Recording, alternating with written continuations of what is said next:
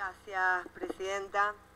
En primer lugar, aclarar por las manifestaciones que hiciera la senadora preopinante, la senadora Rodríguez Machado, que el quórum de la sesión de la semana pasada no se obtuvo porque Cambiemos no aportó la cantidad de senadores necesarios para poder garantizar ese quórum. Por lo tanto, mal puede achacar al bloque del Frente para la Victoria, Partido Justicialista, el que no se haya avanzado la semana pasada. Dicho esto, quiero comenzar señalando que estamos frente a una embestida, una nueva táctica de guerra no convencional que se ha dado en llamar lawfare, esta guerra jurídica, esta utilización indebida de los medios jurídicos para contribuir a la persecución política, a la destrucción de la imagen pública, a la inhabilitación de un adversario político. Lo vemos no solo aquí, en la República Argentina, sino que también lo vemos en la hermana República de Brasil con la persecución, el encarcelamiento a Ignacio Lula da Silva, otros líderes populares de Latinoamérica. Y para llevar adelante esta guerra jurídica no convencional, hace falta no solamente de jueces del Poder Judicial de la Nación que se presten a ser parte, a ser el brazo ejecutor de esta guerra jurídica, sino que además hace falta del periodismo de guerra. Esta cuestión, ¿no?, de apelar a términos que hacen a la guerra, esta lógica de amigo-enemigo para soslayar, para horadar la imagen pública de los líderes populares, de aquellos que han llevado adelante una transformación en sus pueblos que ha permitido a millones, en el caso nuestro, en el caso de Cristina Fernández de Kirchner, integrarse, incluirse, obtener empleo, tener oportunidades de ascenso social, tener una vivienda, poder ir a la universidad pública, poder desarrollarse como ser humano. Pero la verdad que este lawfare o guerra jurídica se ha dado también porque ha participado de la transformación de los poderes judiciales de la región, el propio Departamento de Justicia de Estados Unidos, que se ha dedicado a llevar adelante cursos, capacitaciones, para algunos que han sido los alumnos estelares, como el caso del juez Moro en Brasil. Y tenemos para abonar esta teoría lo que el propio embajador de Trump, el ex juez Edward Prado, manifestó ante el Congreso de Estados Unidos cuando fue a plantear cuál era su plan de acción aquí en la República Argentina, habiendo sido propuesto como embajador de Estados Unidos. Dijo en el Congreso que una de sus intenciones es fortalecer la confianza de la gente en la justicia, además de mejorar la relación comercial que para los únicos que ha mejorado, por otra parte, es para los Estados Unidos de América. Basta ver lo que ha ocurrido con la producción del biodiesel, por ejemplo, que afecta a mi región, que afecta al sector productivo de mi provincia y a la industria nacional, que también se ve afectada por el último decreto de Mauricio Macri en cuanto al Fondo Federal Solidario, que estanca de alguna manera la baja en las retenciones al sector del aceite, de las harinas, es decir, a los sectores que justamente generan valor agregado en la economía, porque claramente estamos frente a un proceso, a un proyecto de desindustrialización del país, a un proyecto que reprimariza la economía para generar un país para solamente 10 millones de habitantes. Pero para analizar este lawfare, esta guerra jurídica, tenemos que tener en cuenta quién la lleva adelante y contra quién se lleva adelante.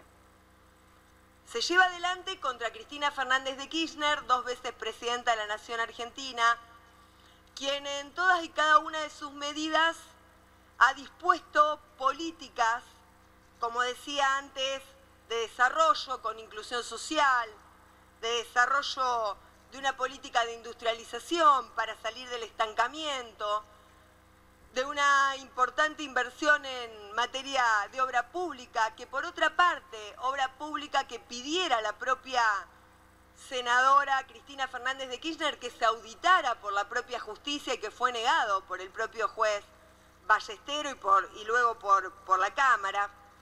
Y se requiere también de un juez que en este caso es el juez Claudio Bonadío, que la verdad me hace acordar mucho al juez Luis Botet, ese personaje oscuro que fue el juez Claudio Bonadío de la Libertadora, ¿no? El que inició y siguió adelante con procesos por asociación ilícita, etcétera, contra Juan Domingo Perón, contra Borlengui, que después terminara en la fusiladora, ¿no? En el fusilamiento de Valle y de otros patriotas durante la resistencia peronista.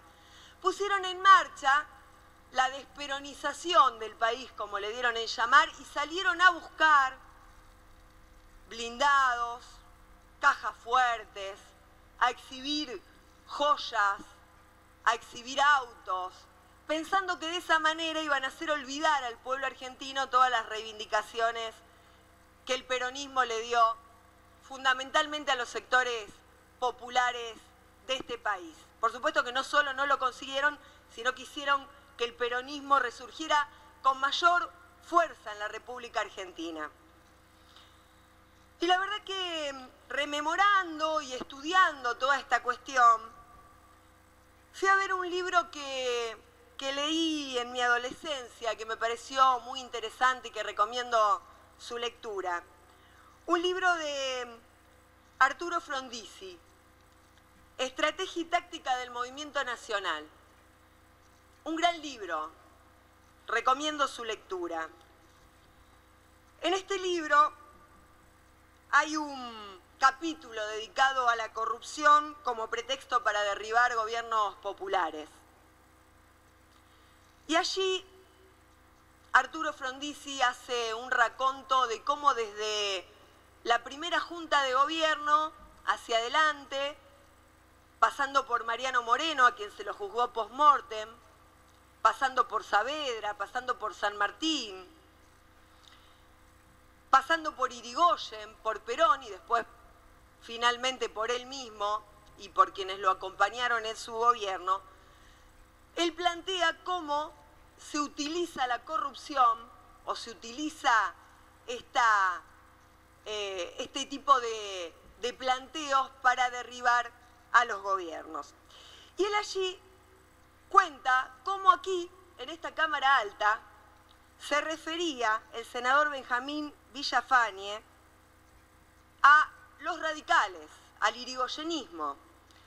Decía textualmente, y le voy a pedir autorización para leer: al irigoyenismo lo forman 110.000 prontuariados en la sección robos y hurtos, 60.000 pederastas y 50.000 más que viven al margen de la ley del juego y de la explotación de mujeres. Así se calificaba a los radicales y al irigoyenismo para justificar el golpe de Estado, la persecución a Irigoyen, calificándolos de bandidos, de forajidos. Lo mismo hicieron con Perón, para justificar también la política económica que pusieron en marcha a partir de 1955. Una política que no solamente adhirió al Fondo Monetario Internacional inmediatamente, ni bien se derrocó al gobierno, sino que también puso en marcha un modelo económico que amplió a miles y miles de trabajadores en la República Argentina.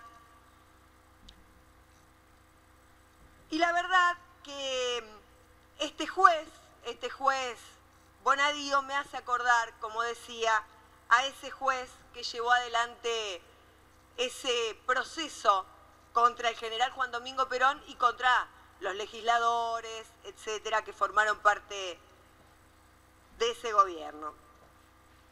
Quiero hablar y profundizar también sobre la solicitud de allanamiento que lleva adelante el juez Claudio Bonadío, un juez que podemos calificar del juez de la servilleta, el juez de la servilleta de Corach. Ustedes recordarán cuando en su momento se dio a publicidad quiénes iban a ser los que iban a ingresar al Poder Judicial de la Nación por un acuerdo cuanto menos calificado de oscuro.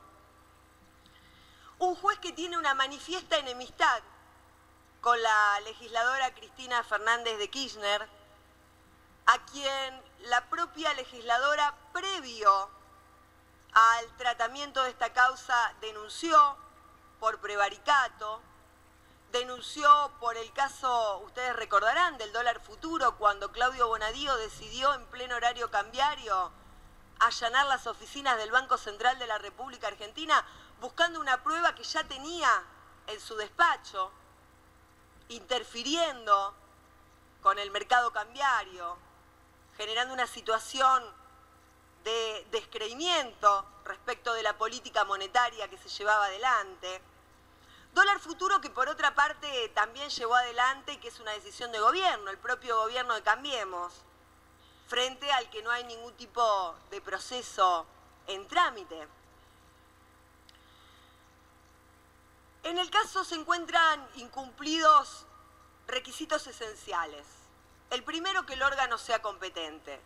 Para que un órgano sea competente, en primer lugar se debió tener en cuenta el sorteo del cual hablaba antes el senador Mayans, un sorteo que ordena a través de una acordada, la número 37 del 2012, la Cámara Criminal y Correccional Federal. Este sorteo fue absolutamente vulnerado por el juez enemigo, Claudio Bonadío. Qué paradoja hablar de juez enemigo cuando los jueces debieran ser aquellos que nos garanticen la justicia. Qué paradoja tener que reclamar justicia justa en la República Argentina, cuando se supone que dentro del propio concepto de justicia estamos planteando la necesidad de un juez imparcial, independiente, que busque la verdad y no que busque venganza y no que busque dolor, humillación respecto de los justiciables. ¿Y sabe qué, señora presidenta? Esto lo quiero en mi país, no solo en este caso para la senadora Cristina Fernández de Kirchner. Yo quiero una justicia justa para el conjunto del pueblo argentino, porque este país no es viable ni institucional ni económicamente si no garantizamos ecuanimidad y justicia justa para todos. Esta es una necesidad, es un pilar del Estado de Derecho.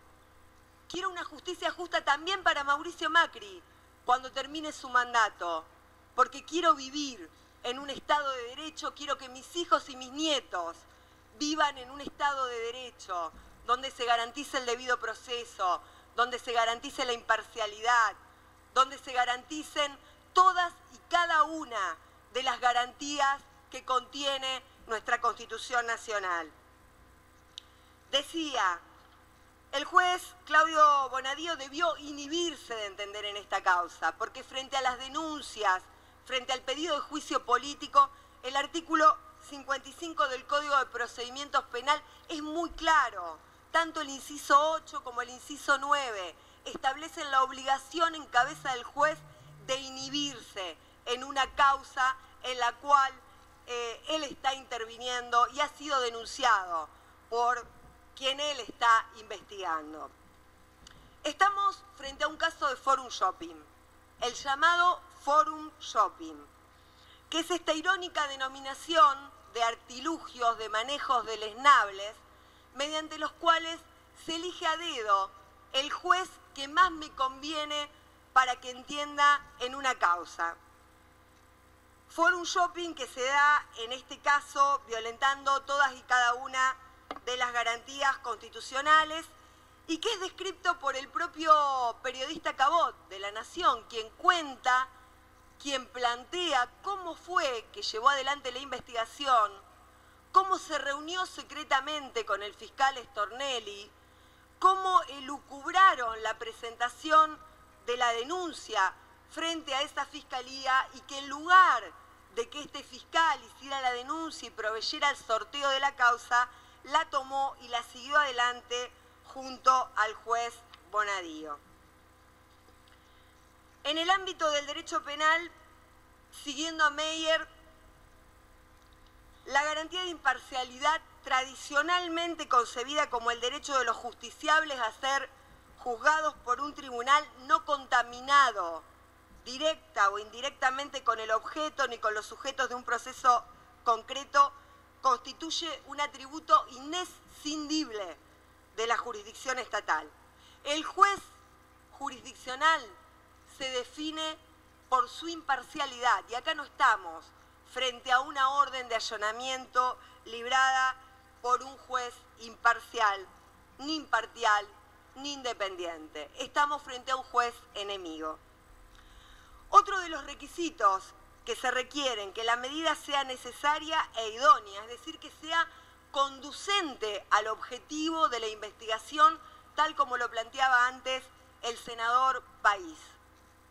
El propio juez enemigo, Claudio Bonadío, en el auto que hizo llegar 3 minutos antes de la primera sesión que se iba a celebrar en esta Cámara, plantea, como decía, en ese auto fundado, que de fundado tiene poco porque estamos hablando de fundamentos aparentes para justificar una medida humillante, una medida no conducente, él mismo plantea, y lo voy a leer textualmente, bien puede estimarse que la realización de esta medida en la actualidad podría resultar ineficaz. ¿A qué es conducente este allanamiento que se pretende si no es a contribuir a un show mediático, a una humillación, a causar un dolor a la senadora a quien él tiene como enemiga manifiesta? Tampoco es proporcional a los intereses afectados. Cuando se mide la proporcionalidad, debe realizarse no solo respecto de la inviolabilidad del domicilio, sino también a las finalidades que persiguen. Mire, Presidenta, se están violentando las inmunidades parlamentarias, se pretende tapar, lo dijo ya un ministro, se lo dijo a un periodista muy conocido: si no hay pan, que haya circo. Se pretende de alguna manera tapar la inflación galopante, el endeudamiento descomunal en que están sumiendo al conjunto del pueblo argentino. Se pretende tapar la escandalosa manipulación de la justicia. Mire, para citar algunos ejemplos, la Cámara Federal rechazó en su momento el sobreseimiento de Macri en la causa de las escuchas. Hubo un cambio de esa Cámara. Jorge Ballestero, Farag, Freiler no forman más parte de esa Cámara. En algunos casos por destitución, el otro utilizaron otros artilugios, pero la Cámara desapareció de escena. El fiscal Juan Pedro Soni era el fiscal que intervenía en la causa del Correo. Aquí lo tengo, fue removido. Otro de los artilugios y otro de los descomunales manejos de la justicia macrista. La designación de los 2 jueces de la Corte, ¿qué más podemos decir? Lo hicieron por decreto. Así arrancó la etapa institucionalista de la República Argentina. Y para terminar, desplazaron al fiscal que entendía en los aportes truchos, el fiscal Hernán Echapiro, los aportes truchos en la provincia de Buenos Aires, donde está involucrada la presidenta de Cambiemos, la gobernadora Vidal y 2 miembros de esta Cámara, la senadora González y el senador Bullrich. Para terminar, mi solidaridad con los trabajadores del astillero Río Santiago. Mi solidaridad y mi repudio a la represión de todos los trabajadores que están protestando en la República Argentina por la pérdida de sus puestos de trabajo. Vamos a seguir defendiendo la industria nacional, vamos a seguir defendiendo un modelo de desarrollo con inclusión social. La historia se repite como tragedia y como farsa en la República Argentina. Pero no tenga dudas, señora presidenta, que el pueblo argentino sabrá juzgar. Muchas gracias. Gracias.